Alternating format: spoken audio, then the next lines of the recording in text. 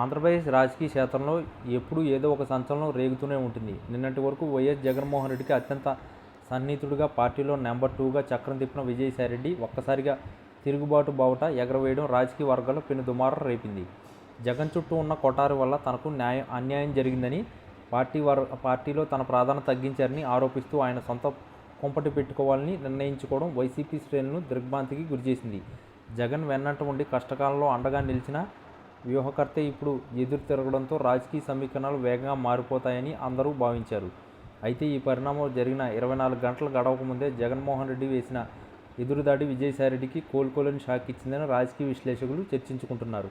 విజయసాయిరెడ్డి కొత్త పార్టీ ప్రకటన వెనుక ఉన్న అసలు ఉద్దేశం జగన్ ఓటు బ్యాంకును చేల్చడమేనని స్పష్టమవుతుంది. ముఖ్యంగా ఉత్తరాంధ్ర, నెల్లూరు జిల్లాల్లో తనకున్న పట్టును ఉపయోగించుకుని వైసీపీ పునాదులను కదిలించాలని ఆయన మాస్టర్ ప్లాన్ వేశారు. కానీ జగన్ అంతకంటే వేగంగా పాములు కదిపారు. విజయసాయిరెడ్డి పార్టీ పెడుతున్నట్టు ప్రకటించిన కొన్ని గంటల్లోనే ఆయన ప్రధాన అనుచరులు, కీలక నేతలు ఒక్కొక్కరుగా జగన్ సమక్షంలోనే తమ విధేయతను చాటుకోవడం సంచలనంగా మారింది. సాయిరెడ్డి వెంట వెళ్తారనుకున్న దాదాపు 80% మంది ద్వితీయ శ్రేణి నాయకులు తాము జగన్ వెంటే ఉంటామని బహిరంగ ప్రకటనలు చేయడం ఆయనకు ఊహించని దెబ్బ.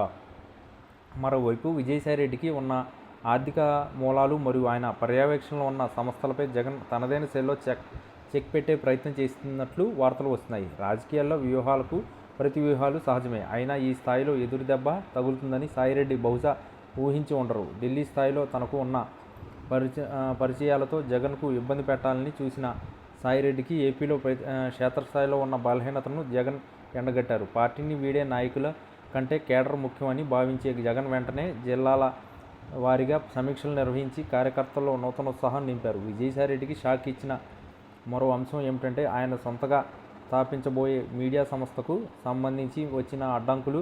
రాజకీయ పార్టీకి వెన్నుముకగా ఉండాల్సిన మీడియా మద్దతు విషయంలో కూడా జగన్ వర్గం ముందుగానే జాగ్రత్త పడింది.